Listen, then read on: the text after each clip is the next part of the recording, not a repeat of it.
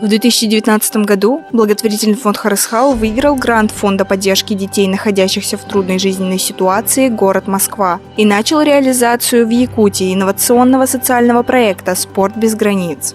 Это семейный проект, главная особенность которого заключается в инклюзивности и развитии физической подготовки не только детей с инвалидностью и их сверстников, но и родителей. Программа включает проведение занятий по различным направлениям адаптивной физической культуры, спортивным настольным играм, семейные лагеря и парафестивали. В начале проекта фонд Харысхал провел установочный семинар для руководителей и специалистов организаций соисполнителей программы «Спорт без границ». Участники прошли обучение у ведущих экспертов по психологии, адаптивному спорту, и специально для них из Москвы были приглашены президент Федерации настольных спортивных игр России Гунтрас Баралитис и первый вице-президент Федерации настольных спортивных игр России Анжела Коичева. Также в октябре этого года очно-заочно прошли курсы повышения квалификации, организации образовательного процесса в учреждениях дополнительного образования по работе с детьми с ограниченными возможностями здоровья.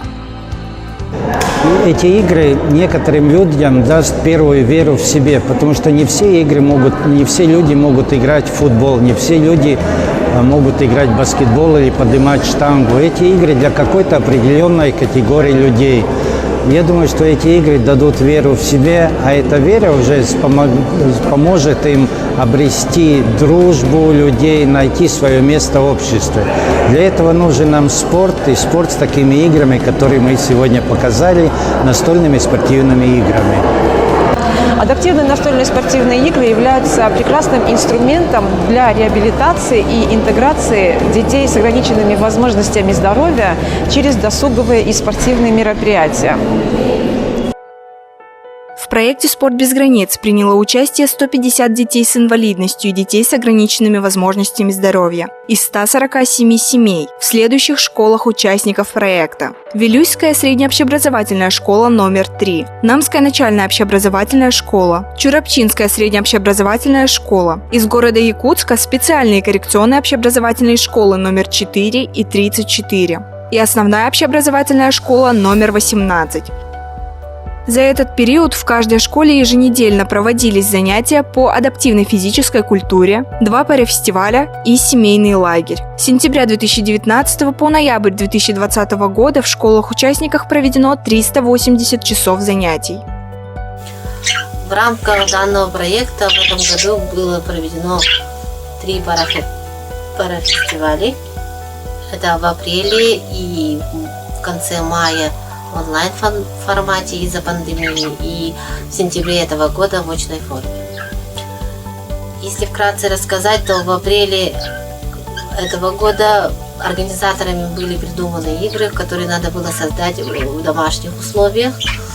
В данных соревнованиях наша семья заняла первое место, а в конце мая проведенные тоже в онлайн-формате парафестивали, там уже были физические упражнения, то есть пресс на время, отжимания, также эстафета была с элементами приседания и мячей. Там уже наша семья заняла 3-е место. А в сентябре этого года уже в школе, спортивной площадке были проведены уже настольные игры. Также в рамках этого проекта в ноябрьские каникулы был онлайн-лагерь по настольным играм, где помимо этих придуманных игр организаторами изначальных, каждая семья должна была придумать свою игру. Наша семья придумала игру «Вольная борьба», которая нацелена на дыхательную систему. Надо спорт, больше успешность, больше физкультура тянутся. Спасибо, что проект. Хотелось бы еще проводили такой же проект, что дальше мои дети занимались там. Обязательная часть проекта – это парафестиваль, направленный на вовлечение школьников в процесс адаптивных видов спорта. Для детей создают условия, в которых тренируются и играют люди с инвалидностью, чтобы передать атмосферу взаимного уважения. Парафестиваль проводится 2 раза в год. Внутренний, где принимают участие только ученики школы. Позже производится большой республиканский парафестиваль, где принимают участие все школы, входящие в проект. Во время общей встречи происходит знакомство между школами-участниками. И после все играют в адаптивные спортивные игры. Пандемия внесла свои коррективы в работу проекта. Но с началом нового учебного года проект «Спорт без границ» продолжил свою работу, как в рамках занятий, так и в онлайн-режиме. Несмотря на сложность дистанционной работы, семьи продолжают активное участие. В рамках проекта были приобретены спортивный инвентарь, настольные спортивные игры, такие как кульбутто, джаколо, новус, шаффлборд, корнхолл, голбол и ботча, да? И еще также были приобретены футболки, манежки, там, и вот эти все были переданы школам нашим, и после окончания проекта вот эти все инвентари остаются в школах, и дети дальше будут заниматься. Данный проект получил положительную оценку у преподавателей физической культуры во многих школах республики и будет распространен как положительный опыт в развитии детей с инвалидностью и детей с ограниченными возможностями в здоровье.